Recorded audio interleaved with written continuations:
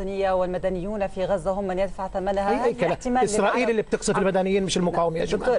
لا هذا غير مقبول. لا يشتك إنه المقاومة لا أنا أسمع هذا باستمرار، أنا أعتقد أن تكررون ذلك. هذا غير مقبول إنه المقاومة بتقاوم المدنيين يدفعون الثمن. نتحدث عن العرب. دكتور عزمي لو سمحت لي بإكمال فكرتي. أعتقد لا ما هو هي الجملة عبرت عن الفكرة اللي عندي. إذا كان العرب يودون فعلا كما يقول الآن يحذر السيد فاروق القدومي من تصعيد للصراعات والتوتر لن ينجو منها أحد. آخر حرب مصيرية خاضها العرب منذ 40 عاما.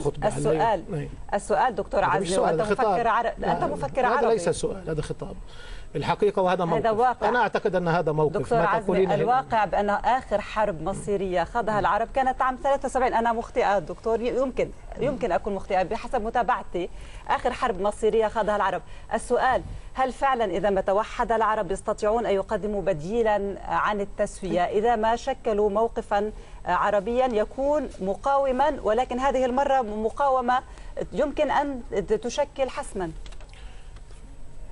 هنالك نبرة أنا بعتقد وظيفتنا على الأقل أنا باعتقادي يجب أن نصححها، إنه المقاومة يدفع ثمنها المدنيين يدفعون ثمن الاحتلال.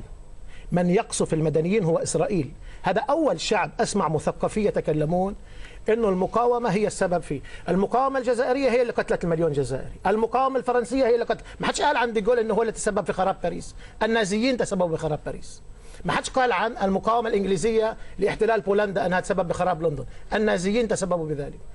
لا أحد يتهم. الأمر الطبيعي أن الشعوب تقاوم ضد الاحتلال. الأمر الغير طبيعي أن هنالك احتلال، وأن الاحتلال يرد بهذه الوحشية والقسوة. ما في شيء في الدنيا لا المقاومة ولا غيرها تبرر للاحتلال الإسرائيلي أن يرد بهذه الوحشية والقسوة. واحد. ثانيا، أولا أوسلو طرح نفسه كبديل وليس نحن، وأنا يجب أن أجيب على هذا السؤال. أوسلو طرح نفسه بديل وليس نحن. أوسلو يجب أن أوسلو الذي يجب أن يطرح ما هو بديله. الآن أوسلو كان بديل؟ أوسلو حل شيء؟ حرر أراضي؟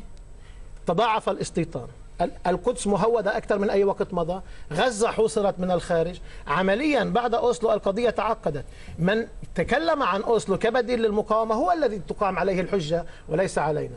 الأمر الثالث والأخير أنه نعم، مثل ما تحررت شعوب أخرى كثيرة، إذا كان هنالك وحدة عربية ودعم للمقاومة بالتأكيد إسرائيل ستصبح معنية أكثر من غيرها بالسلام وبتقديم التنازلات. ولكن الوضع هو ليس الوضع الآن هو تحكيم موازين القوى وإعطاء إسرائيل كل شيء وترك موازين القوى تفعل فعلها بالمفاوضات والتسوية، وهذه هي النتيجة. دكتور إسماعيل بسرعة، المبادرة المصرية وصفت بالمبادرة الكريمة في لقاء القمة بين الملك عبد الله والرئيس مبارك. هل يمكن أن تصبح محل إجماع عربي في أي قمة سواء عقدت هنا أو في الكويت؟